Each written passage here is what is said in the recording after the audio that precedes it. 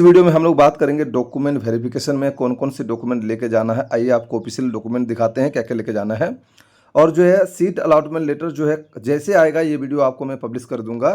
तो seat allotment letter कब तक आएगा सबसे पहले मैं बता दूं। देखो सीट अलॉटमेंट लेटर जो जिसमें आपको जिस कॉलेज में आपको मतलब कहाँ कॉलेज आपको मिला है वो उसको कहते हैं सीट अलॉटमेंट लेटर। मैं दिखा देता हूँ है ना।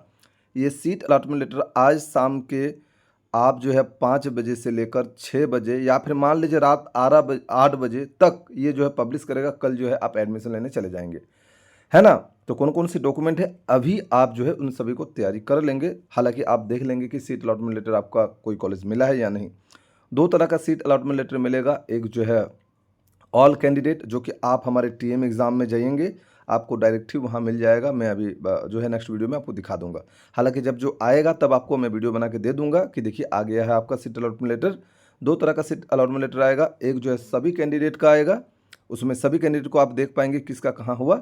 और दूसरा सीट अलॉटमेंट लेटर में आप ये देख पाएंगे जो सेल्फ होता है मतलब खुद का, जिसको आपको कॉलेज लेके जाके एडमिशन करना है, वो कुछ इस प्रकार आपको दिखेंगे। ये देखिए मैंने सभी डिटेल हाइड कर दिया है। ये देख सकते हैं इस प्रकार सब कुछ आपको बेसिक डिटेल यहाँ दिखेगा।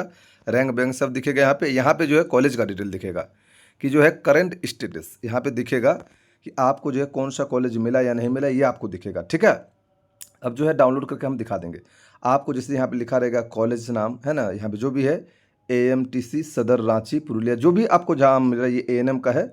किस कोर्स में ANM का होगा तो ANM, GNM होगा तो GNM, BSc नर्सिंग होगा तो BSc nursing.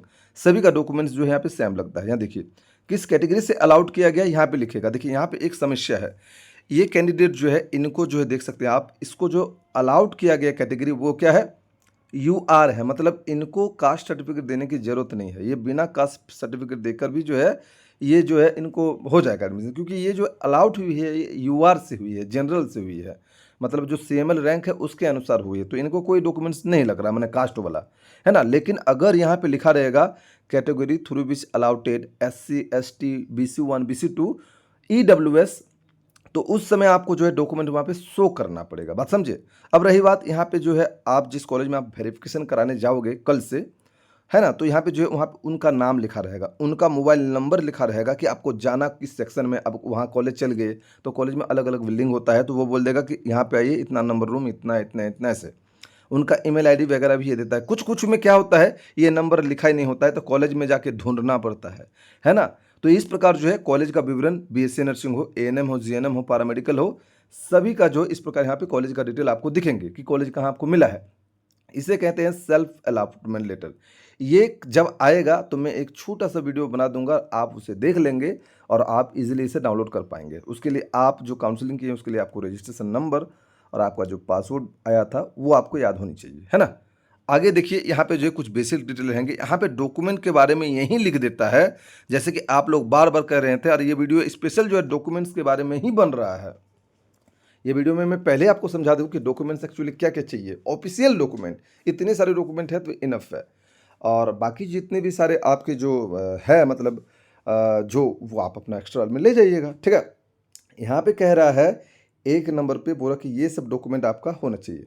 Provisional seat allotment letter सबसे पहले कह रहा कि प्रोविजनल सीट अलॉटमेंट लेटर, इसी का नाम है प्रोविजनल सीट अलॉटमेंट लेटर। मैंने जिसमें आपका नाम आया है कि आपको वो कॉलेज मिला है जो कॉलेज है ना, जैसे कि मान रांची मिला, किसी को धनबाद मिला, किसी को बोकारो मिला, तो इस प्रकार ये कॉलेज मिला है तो इसे कहते हैं हम लोग प्रोविजनल सीट अलॉटमेंट लेटर। ये आपको लेके जाना पड़ेगा, तब वो वहाँ पे देखेंगे कि हाँ भाई आपका तो नाम आया हुआ है, कॉलेज आपको मिला है, तो आपको एडमिशन दे देते हैं। सेकंड जो डॉक्यूमेंट है वो देखिए admit card, marksheet and passing certificate of intermediate. मतलब ट्वेल्थ का जो है आपको चाहिए ये सब, और 10th का भी। हाँ, 12th और 10th का ये दोनों का ही आपको ये सब चाहिए। Admit card, marksheet, passing certificate, ये सब देखो यहाँ सब लिखा हुआ। उसके बाद देखो यहाँ पे लोकल रेसिडेंट सर्टिफिकेट सब के लिए चाहिए, चाहे वो सर्कल ऑफिसर से बना हो है ना, पुराना भी चल जाएगा। SDO लेवल से बना है तो 2016 का भी चल जाएगा, कोई दिक्कत नहीं। सरकारी कॉलेज में उतना ज़्यादा झमेला नहीं करता है ना। इस सेमी गवर्नमेंट वाले थोड़ा झमेला करता है, बस यही वाला दिक्कत है। तो कहीं ना कहीं ये जो है आपको कोई भी लेवल का होगा लोकल रेसिडेंट, वो आपको सभी को देना है ना। चाहे आप UR से ही सिलेक्शन क्यों ना लिए हो, आप सभी को जो है देना है यहाँ पे क्या, ये सर्टिफिकेट, क्या लोकल रेसिडेंट, कि आप झारखंड के निवासी हो या नहीं। उसके बाद इनकम सर्टिफिकेट कौन देगा, जो EWS के साथ, जैसे मैं अभी आपको पहले बताया कि यहाँ पे अगर लिखा हुआ है category through which you allotted, अगर यहाँ पे लिखा हुआ EWS तो यहाँ पे आपको EWS सर्टिफिकेट यहाँ शो करना पड़ेगा, है ना। D नंबर, इनकम सर्टिफिकेट जिसे बोलते हैं, इनकम एसेट सर्टिफिकेट, है ना, EWS। अगर ये आप शो नहीं करा पाएँ कोई भी स्तर में, CO हो या सब डिविजनल हो या फिर डिप्टी कमिश्नर हो, है ना, DC हो या SDO हो या फिर CO हो, तीनों लेवल पे कहीं पे होगा आपको दिखाना पड़ेगा। उसी प्रकार इनकम सर्टिफिकेट जो है वो भी आपको देना पड़ेगा। जो मतलब जो कैंडिडेट EWS के होते हैं उनको तो इनकम दिखाना ही है ना जी, ये होता है। और अगर आप प्राइवेट कॉलेज में ले रहे हैं तो वहाँ पे भी इनकम दिखाना पड़ेगा, क्योंकि वहाँ से स्कॉलरशिप आपको मिलती है तो आपको वो भी देना पड़ता है। ठीक, ये बात होती है। Caste certificate issued by circle officer. Caste certificate, देखो कास्ट किनको लगेगा, अगर आपका सीट अलाउटेड हुआ, अगर वहाँ लिखा हुआ you are allotted through SC ST BC1 BC2 EWS, तो वो आपको चीज़ लग जाएगी यहाँ पे, है ना। बाकी जो UR से होंगे उनको कोई दिक्कत नहीं है, कास्ट सर्टिफिकेट का कोई इशू नहीं होगा। ठीक है, बहुत प्यार से समझाएंगे जी, एकदम आप एकदम क्रिस्टल क्लियर होकर समझिए।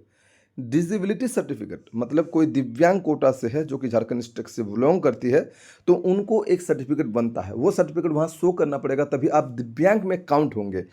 ठीक है, अब ये बेसिक है, ये पहले बताया गया था कि आप जहाँ पे लास्ट तक पढ़ाई की है, यहाँ पे समझ नहीं आ रहा सर, कोई कोई बोल रहा है ग्रेजुएशन में नाम लिखा लिया है, आप बोल रहे सर 12th का लिविंग सर्टिफिकेट वो दे देने से चल जाएगा। अरे चल तो जाएगा, लेकिन आप जहाँ लास्ट तक पढ़ाई की हो, लिविंग सर्टिफिकेट का मतलब होता है जहाँ एंडिंग कर रहे हो वहाँ से लिविंग सर्टिफिकेट निकालना पड़ता है। मान लो सपोज दैट आप ग्रेजुएशन के सेकंड सेमेस्टर में हैं, तो आप 12 का नहीं लेके जाइएगा, आप ग्रेजुएशन का सेकंड सेमेस्टर का नाम कटवाइए, वहाँ से CLC लीजिए, 600-700 पैसा लेगा, और वो लेके आप जाके कॉलेज वाले को देना पड़ेगा, समझे। अगर आप कोई हायर कोर्स भी कर रहे हैं तो उसको छोड़ना पड़ेगा और वहाँ से लिविंग सर्टिफिकेट लेना पड़ेगा और वहाँ पर देना पड़ेगा। हालांकि ऐसा कोई करता नहीं, कोई 12 का ही रख लेता है, देता ही नहीं, उसी को लेकर जाके एडमिशन करा लेता है, तो कोई दिक्कत नहीं, ऐसे में नहीं पता चलता है तो ठीक है।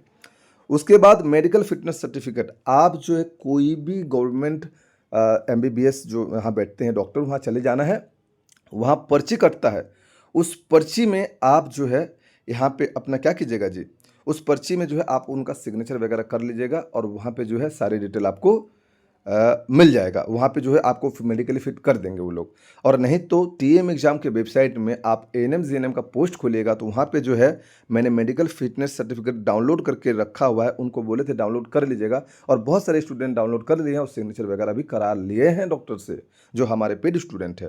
ठीक है, तो इस प्रकार मेडिकल सर्टिफिकेट का कहानी खत्म हुआ। नेक्स्ट क्या कह रहा है कि आप फोटो तो सभी को ले जाना है, कॉमन है, तो 6 कॉपी फोटो, तो 6 कॉपी नहीं, कम से कम 8 से 12 कॉपी फोटो आपको लेके जाना है वहाँ पे, है ना।